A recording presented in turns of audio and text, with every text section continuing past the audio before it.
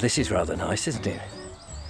Hello, I'm back on my Sussex border path, or rather Sussex border walk. I'm not actually following the Sussex border path itself, which is a national trail.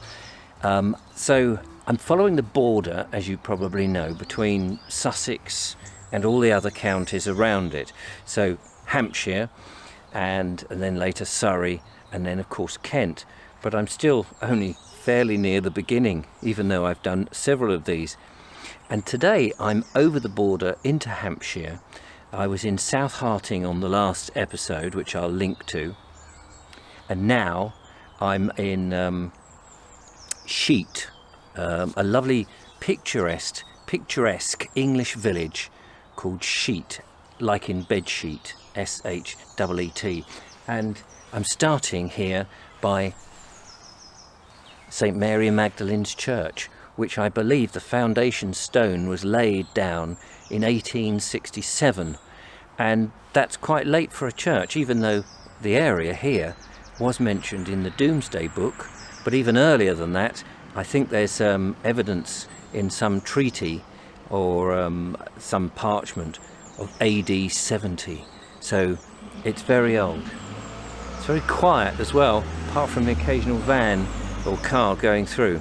But let's have a look at the village and see what we see. I'm not an expert on the area, so we'll just take it in as a visitor.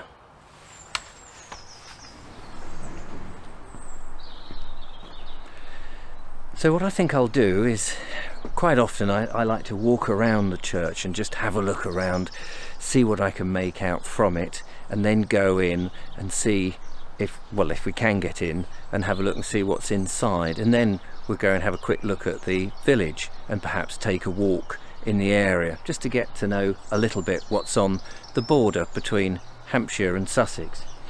I think this is in early decorated style, the architecture of the church, and I understand that the foundation stone was Bath stone, and I imagine that's what the rest of this has been built in, which I assume that means that the stones were hauled all the way from Bath. But if you know different, do let me know. But it's a Victorian church, obviously, 1867. I'm not really a great fan of that period of churches. For me, I much prefer the older churches, but it's lovely.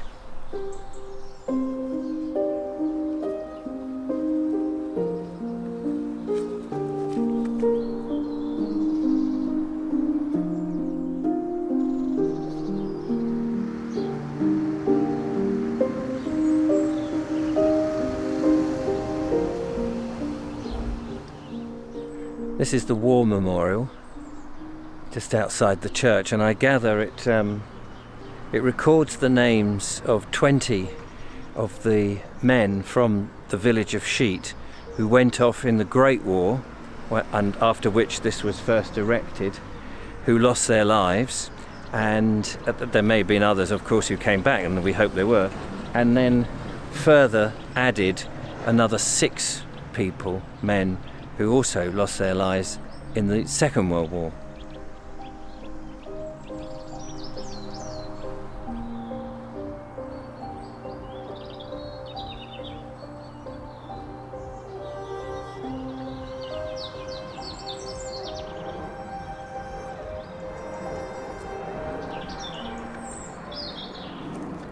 One of the things I've noticed is there's no graves.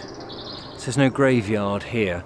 There's a lot of trees and brambles and open space all around the church, and it actually goes down into a bit of a dip. I'm just trying to get my bearings. I'm guessing this is east to west, so presumably that's north, and it drops down into a bit of a valley here. Of course, Hampshire is quite a hilly county, and this particular area with the steeps and the downs and the hangers is very, very hilly.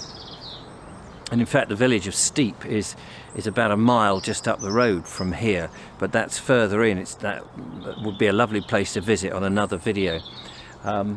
But yeah, the boundary is bounded by a wall here, Victorian wall, and because it was mentioned in the Domesday Book, you wonder if there had been some church here before. I don't know whether it was just ramshackle and slowly disappeared, and then in 1867 this one was built in its place. I've no idea. Sometimes it's nice to go to places not fully prepped up with tons of information and just try and work them out, and in this case this is one of those villages where I'm doing just that.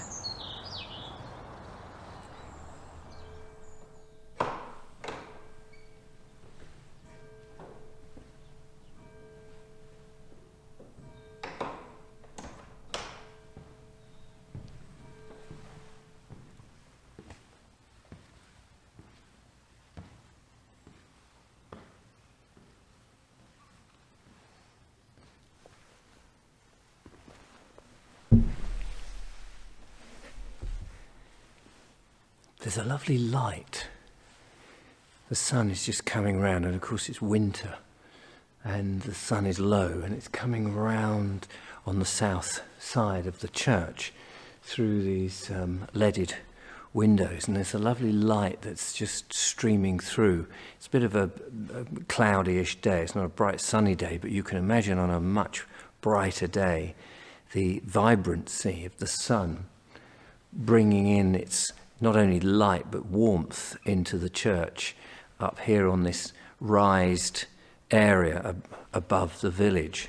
Absolutely divine, really. And well, being a church, of course, that would be the appropriate word.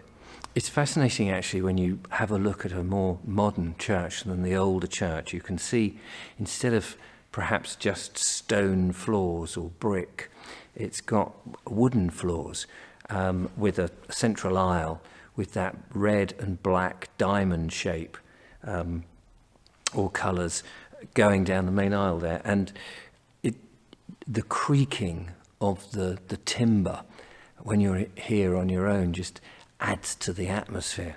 I do like it. It's got a lot of beautiful stained glass windows here, which all of course will have their individual stories, and the altar and the big east window at the far end looks resplendent, because it looks like it's very well kept and maintained and looked after. And I hope that there's reasonable sized congregations.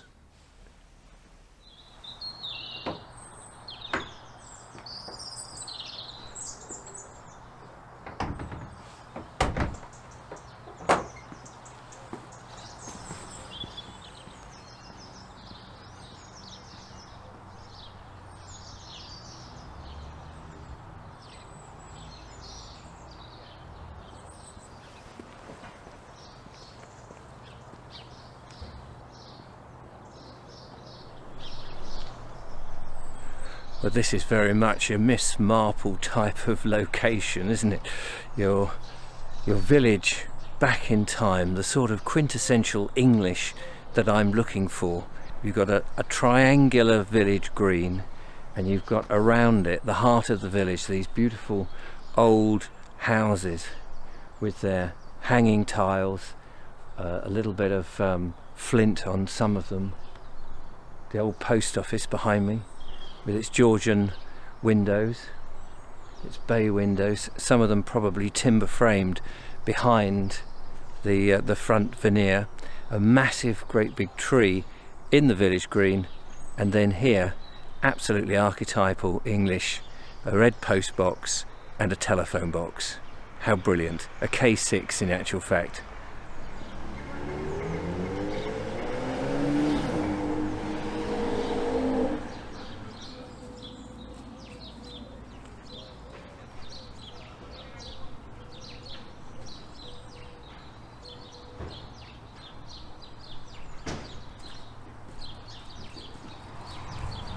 This is a colossal tree. It's absolutely huge. Great big girth. It's even got some fungi or fungus growing out of the side. I don't know what you call them. They're like shelf fungus. I've got a book on it. I should look it up. I think it's a horse chestnut, and I can just imagine in the spring it must look resplendent with those beautiful candelabra type leaves coming out, and then no doubt conkers all over the village green. Absolutely an amazing tree, and it's what it has seen over the centuries will be, well, you could write volumes, no doubt. And here it is, and from this seat that I'm on, it commands an amazing view of this beautiful village.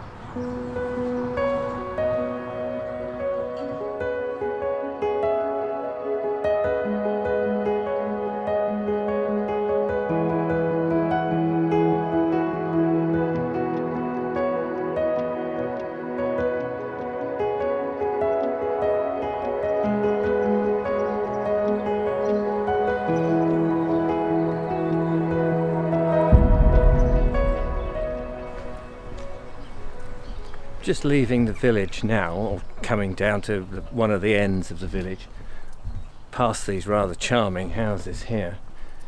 Absolutely lovely. Because I want to get down towards, I suppose I'm going west, I want to get down towards the River Rother.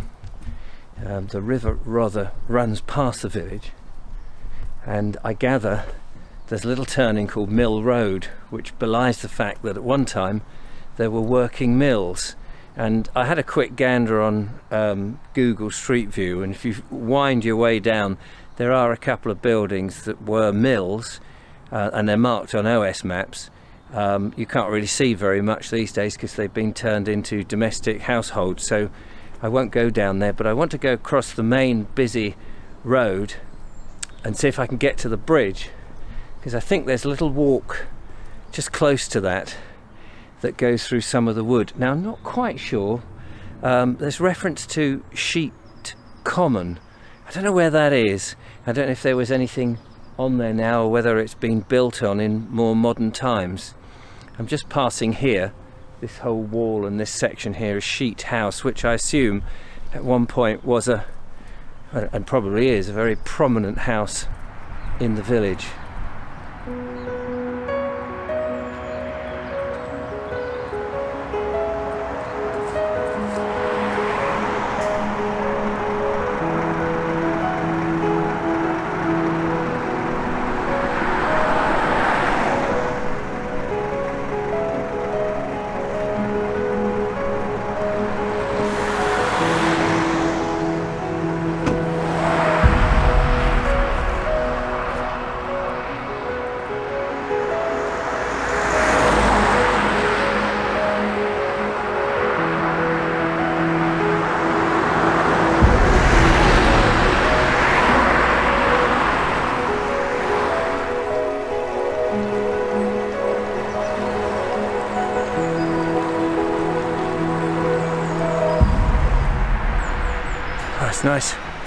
Nice to get away from the cars, I can tell you.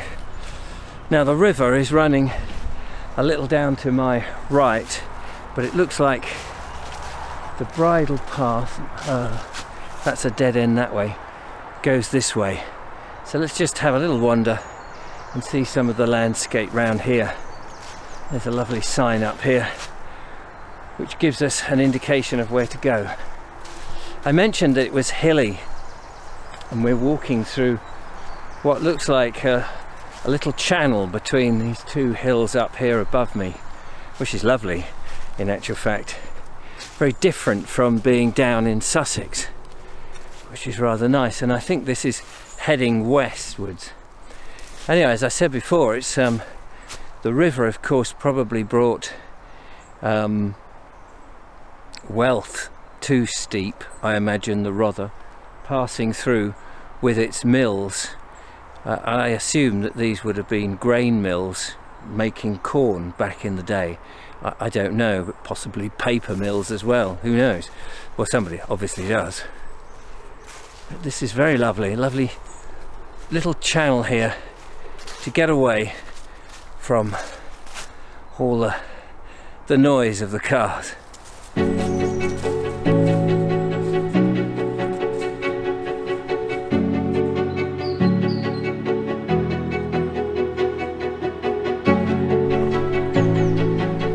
interesting actually looking at the geology of this landscape, because, well, England is such an amazing place. It changes its geology every 2 seconds really, every few miles. The rock formation is different. Here it seems to be all sand.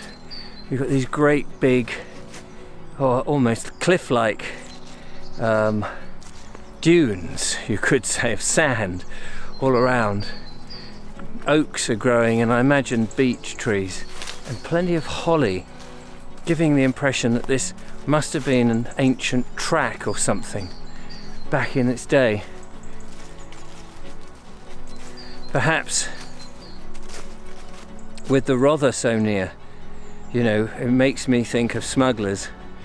The old days in which the smugglers would bring stuff up the river, their contraband, and then be met on a sort of quayside somewhere, and all of this put onto the backs of ponies and brought down on these very discreet sunken lanes.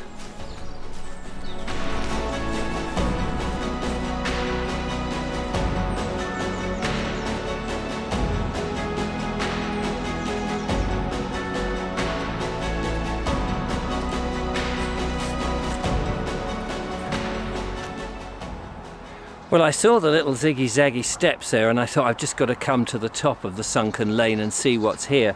And clearly it's a field and what have you. And then we see the undulating hills surrounding Hampshire here, which is brilliant to notice. And the hangers and all of that. Now I've got to get my head around this, whether this is towards the end of the South Downs Ridge, all of that, and we're just a little to the north of it, because if you go a bit further, I guess you come to Winchester, Petersfield. Yeah, so that's that, and to the north, of course, we'd get into the Hampshire area, and then up towards the North Downs into Surrey, and that's what I'm going to be slowly making my journey in the next one. So let's get back down on the sunken path.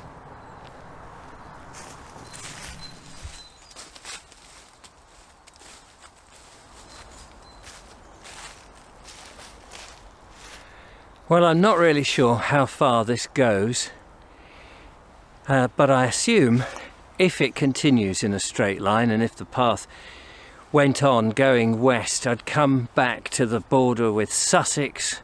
I'd get onto the Sussex border path, the trail I talked about at the beginning, and then that would take me generally quite close to the actual border. And that's really what I need to do, but I've got to go back and get my van and take myself up to the next step of the journey, which I shall do in the next video. The thing about making these videos, sometimes you have absolutely no idea how long, how short the videos are. I have a feeling today's video is quite short. I hope it's been of interest anyway, and that you've enjoyed it. And I'm looking forward to getting a little bit more around the Sussex border on my Sussex border walk.